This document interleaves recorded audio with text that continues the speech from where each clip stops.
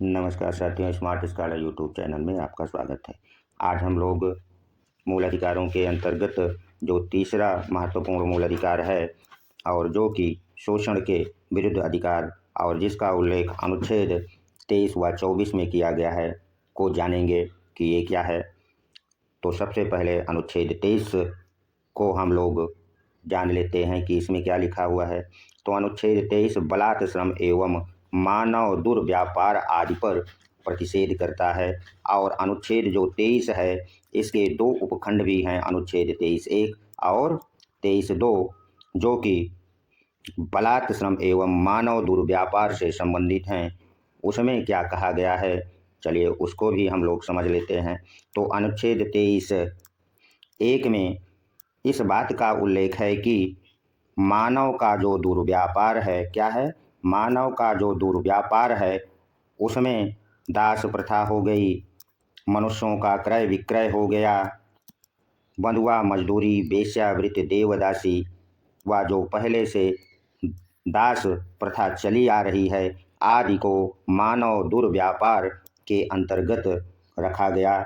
और अनुच्छेद 23(1) के तहत इन क्रियाओं को कोई व्यक्ति नहीं कर सकता है यदि वह मनुष्यों का क्रय विक्रय या बंधुआ मजदूरी, वेश्यावृत्ति आदि कार्य में संलग्न है, तो वह अनुच्छेद 23(1) का उल्लंघन माना जाएगा और संसद को यह अधिकार है कि वो दंड का प्रावधान कर सकती है।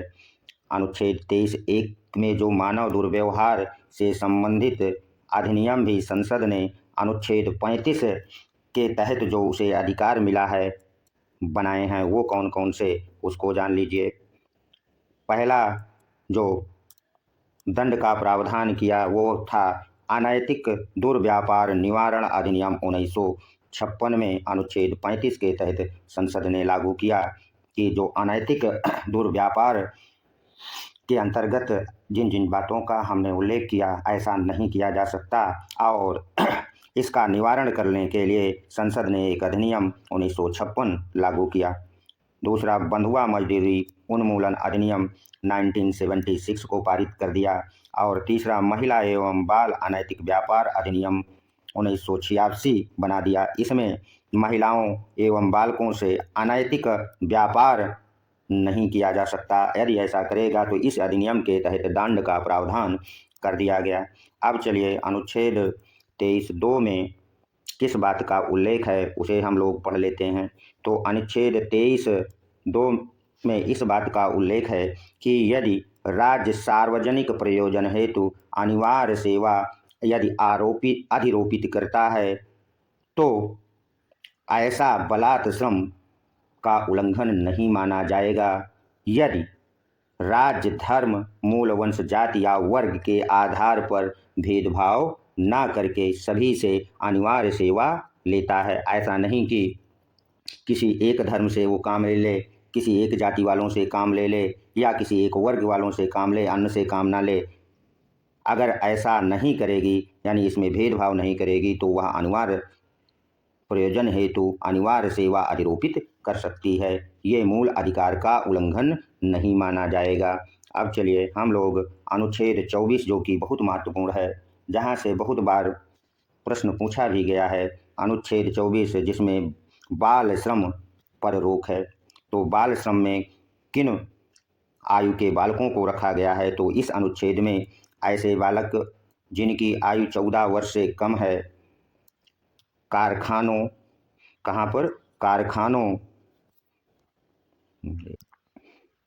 ऐसे बालक जिनकी आयु 14 वर्ष से कम है उन्हें कारखानों, खानों अथवा किसी जोखिमपूर्ण कार्यों में नहीं लगाया जा सकता।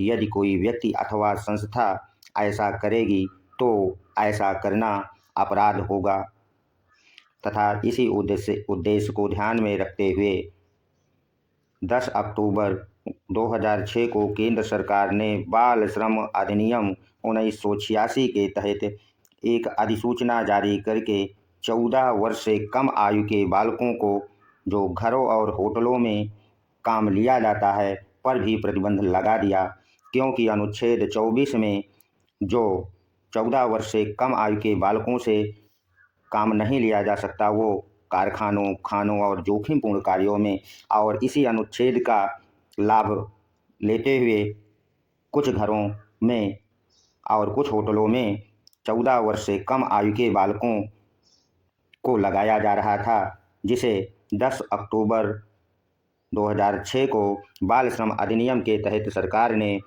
अवैध घोषित कर दिया कि अब 14 वर्ष से कम आयु के बालकों को घरों और होटलों में काम नहीं लिया जा सकता। यहाँ से आपसे प्रश्न पूछ सकता है कि घरों और होटलों में 14 वर्ष से कम आयु के बालकों से काम लिया जा सकता है कि नहीं, तो आप उत्तर समझ गए होंगे, नहीं लिया जा सकता।